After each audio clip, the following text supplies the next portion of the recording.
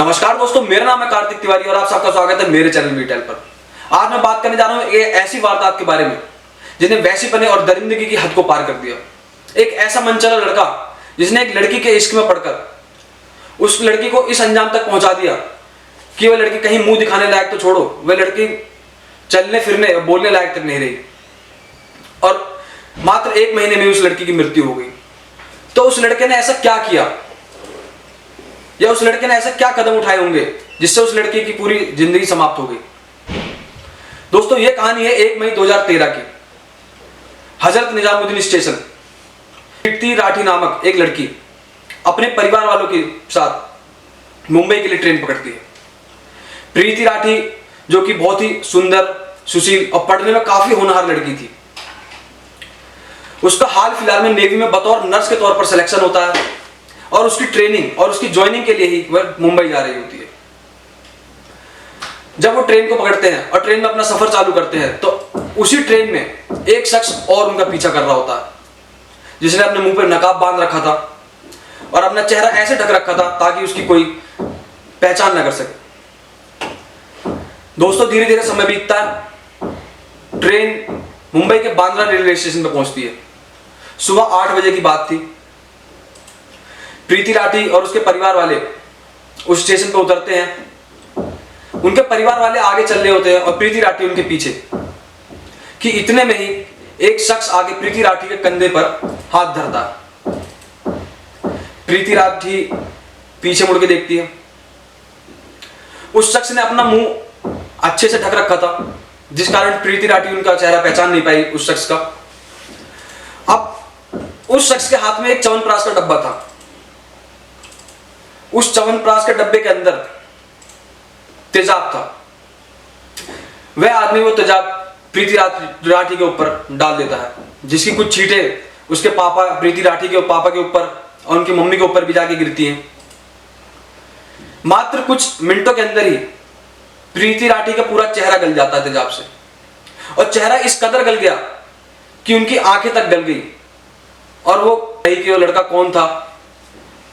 फिर उनको हॉस्पिटल ले जाया जाता और जब उन्हें हॉस्पिटल में भर्ती करा तो काफी समय तक इलाज चला। प्रीति राठी बार बार डॉक्टर से और अपने माँ बाप से सवाल पूछती थी कि मैंने किसी का क्या बिगाड़ा, मेरी किसी से क्या दुश्मनी थी, वो आदमी कौन था, मेरी क्या गलती थी। ऐसे काफी सारे सवाल जो कि उस मासूम लड़की के दिमाग में आ रहे थे बार बार। अब ये खबर धीरे धीरे करके पूरे देश में फैलती है। प्रशासन इस बात को बहुत बड़ी सख्ताई से लेता है और पुलिस को जांच करने के आदेश देता है। जब पुलिस इस केस की जांच कर रही होती है तो उन्हें रेलवे स्टेशन की सीसीटीवी फुटेज में एक शख्स नजर आता है, जिसकी चाल में थोड़े उन्हें अटपटापन लगता है।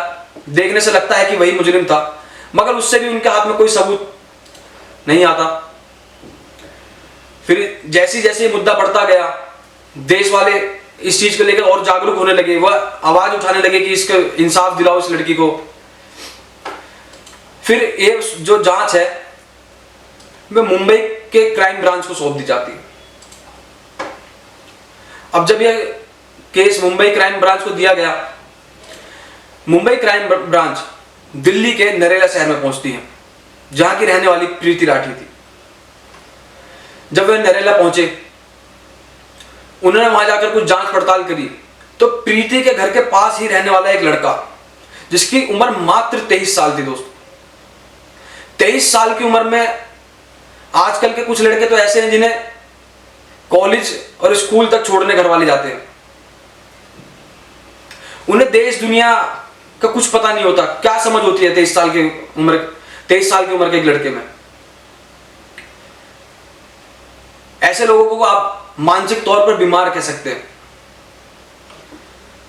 उस लड़के से जब जांच पड़ताल करी गई तो क्राइम ब्रांच वालों को कुछ लगा। फिर ये मुद्दा और ये केस मुंबई की क्राइम ब्रांच को सौंप दिया जाता है। क्राइम ब्रांच वाले जब इस केस की जांच पड़ताल करते हैं तो वे सीधा पहुंचते हैं नरेला, दिल्ली में, जहां की रहने वाली प्रीति राठी थी। वहां पहुंचने के बाद जब उन्होंने किसी एक आधे लोगों से जांच पड़ताल करी तो प्रीति राठी के घर के पास ही एक रहने वाला लड़का था, जिसकी उम्र मात्र 23 साल थी दोस्तों।